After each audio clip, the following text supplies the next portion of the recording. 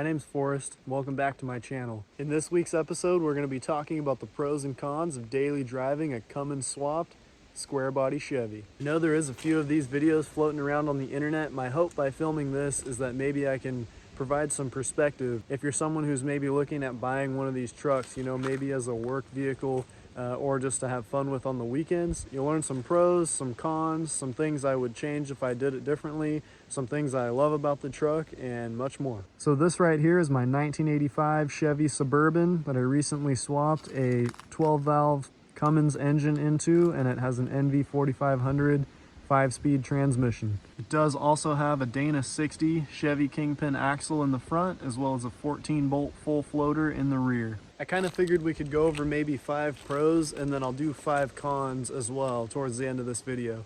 My very first pro is definitely going to be the torque and the power. Swapping in a 12-valve Cummins engine does for you in one of these builds. With the exception of a 3200 RPM governor spring and a larger fuel pin in my AFC housing, this 12-valve Cummins is primarily a stock engine. If you're planning on buying one of these trucks and it has either the 5.7 gas engine or the 7.4, the big block 454 that came in these, honestly, I would probably go with either of those. The gas engines, they just have so much more power.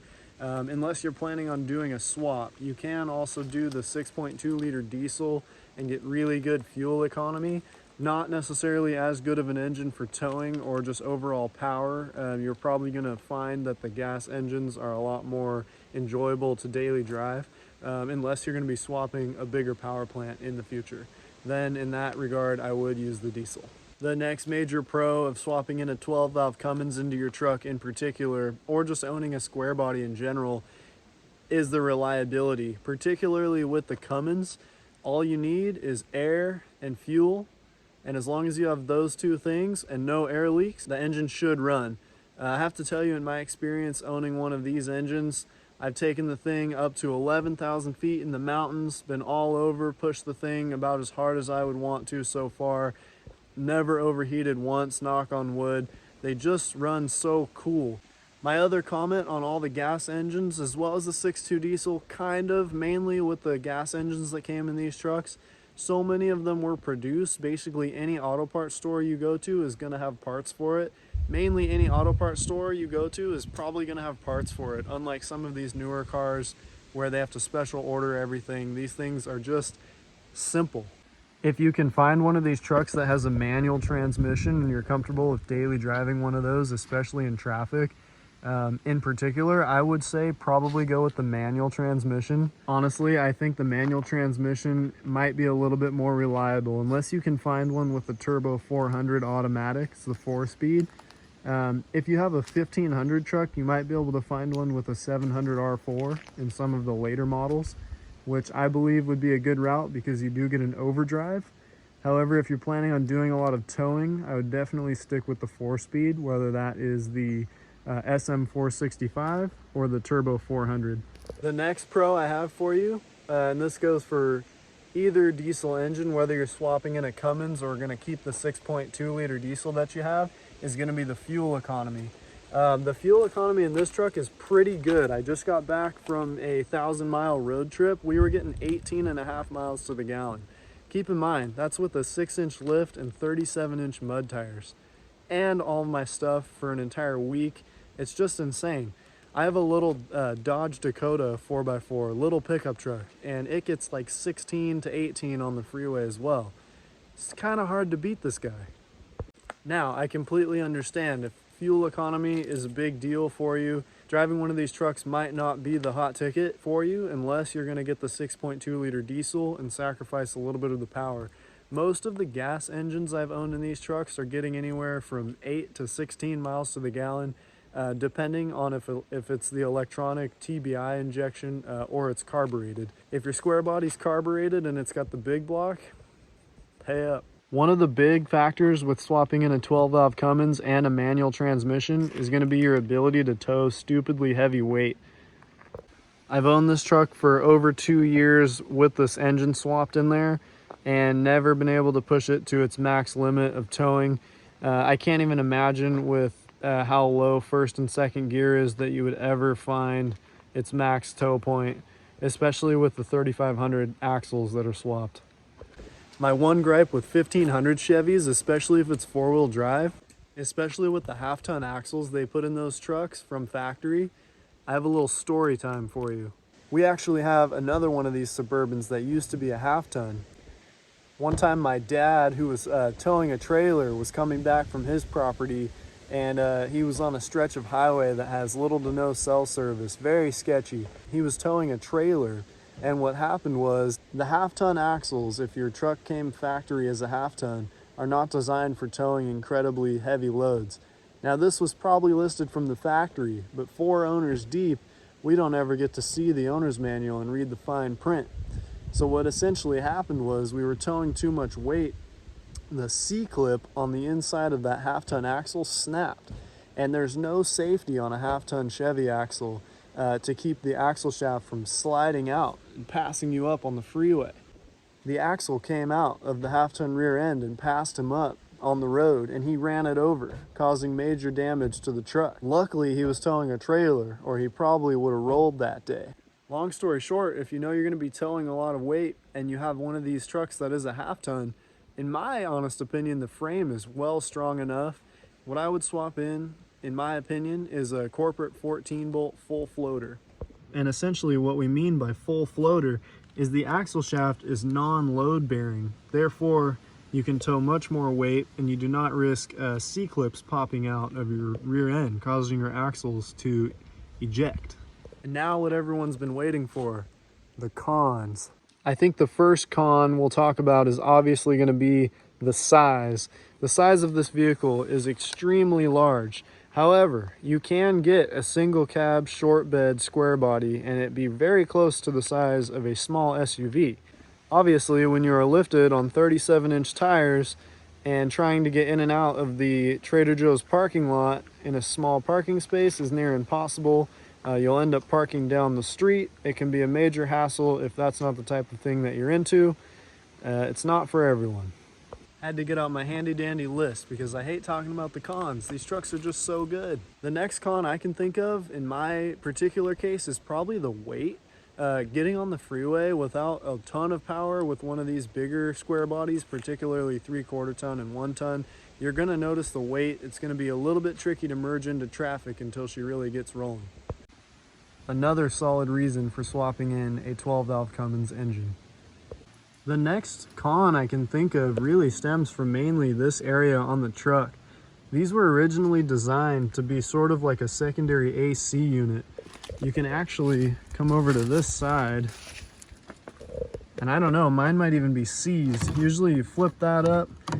Oh, they're not seized. I just have never done that on this vehicle before. You can turn this and on.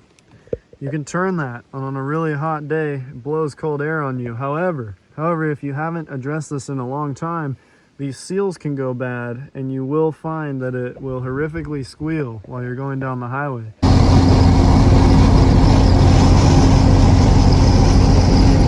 Making it hard to answer phone calls or listen to the radio. Next, we're going to talk about good old steering. Now, if you have a C10 or any two-wheel drive square body that's really lowered, you're probably going to have pretty tight steering just due to all the angles underneath the truck of the steering linkages. When you start running into steering issues is when you go four-wheel drive and you want to lift the truck, put it on really big tires. It starts really messing up with all of your factory geometry, particularly from the steering box. There's two things you have to do in order to upgrade this, and they're well worth doing if you have a four-wheel drive. If it's a two-wheel drive, I wouldn't worry as much. Steering's probably going to be pretty tight as long as everything's freshened up and new, like new ball joints and whatnot on your front end. Four-wheel drive, however, there is a few things that I would do in order to tighten that up, or else you're going to have a really hard time driving in windy conditions, or just if you lift your truck in general, it's going to be really hard not to run into the people next to you on the freeway.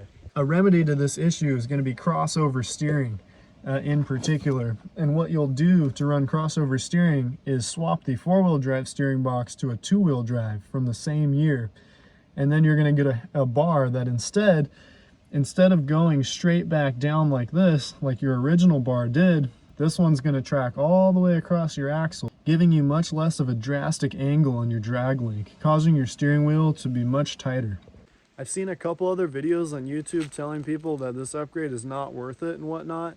Listen, if you're going to be off-road, you're going to be daily driving this thing, you want it to be as comfortable as possible. My advice, I've seen very drastic results with adding crossover steering versus not having it. I've had 6-inch lifted trucks on 37-inch tires with the factory setup, and there is a drastic difference between that and crossover steering, particularly the kit from Off-Road Design. It comes pre-cut, everything's ready to go. My next con might only apply to some folks, but the ability to do maintenance on your own, at your own house, on your own property, wherever that may be. Maybe you just have a flat spot that you work in where nobody bothers you. Having that kind of a luxury is really nice if you're going to have one of these Cummins swaps, because you can't necessarily just take one of these trucks to a mechanic and expect them to know everything that you did to it. Now, if you have a factory square body and everything in it's from the factory, you could probably take that in. They'd be able to help you out with it. But when you start getting into engine swaps and stuff like that, you really do have to have an area to work on it where you can really take the time and assess situations and diagnose problems correctly. That brings us to our very last con, and that would be the grand cost of entry for one of these, especially if you're going to be swapping an engine into it. Now, if you go on AutoTrader or something and you find one of these that's very clean at an auction, you're going to be paying a pretty penny. However, if you're crafty like myself, you can find pretty good deals on things that aren't good and polish them up and make them great. And trust me, there's people that want an arm and a leg for these things, which is crazy because like 5 to 10 years ago, before the big virus, they weren't all that. Depending where you look on Facebook Marketplace, if you're very crafty, you could probably find a pretty good project vehicle. However, you're still going to be spending close to new car money on essentially what's a project vehicle. That is the only thing that you do have to understand. To get it to that super reliable point, you're going to have to pour everything you have into it, not only from a monetary standpoint, but a physical one as well. Building one of these trucks takes a lot out of you. It's physically draining. You have to put aside as much time as you possibly can to finish one of these projects. Some people take years and years out of their lives, dedicate their entire lives to their vehicle, which is, I'm guilty of myself. I know plenty of people who are as well. It's a little bit more of a lifestyle, I guess is what I'm saying, rather than just a part-time hobby. I'm not here to give you financial advice. What I do personally is buy things in increments. I'll save a bunch of money, buy a bunch of parts, install them, and then while I'm installing them, that'll take me long enough where I can save a little bit more money, that sort of thing. It's very rare that anyone actually has the budget nowadays to go in, buy everything they need, unless you've saved up a crazy amount of money all at once. The cost to do a Cummins swap is something I could make a completely other video about. It could be anything from $5,000 I've seen it done for, all the way up to hundreds of thousands of dollars, just depending on whether you're doing it yourself, you're paying someone to do it, and the quality of the swap. I would say if you want to get into a clean square body truck, spending anywhere from $5,000 to $10,000 on a decent running vehicle that you may have to do a little bit of work to isn't totally out of the question. Would you guys like to see a video about the cost of a Cummins swap? Let me know in the comments. That's going to go ahead and conclude this week's episode. I really appreciate everyone watching. Go ahead and click this video right here. You will not be disappointed. Please subscribe to the channel, and we'll see you guys next time.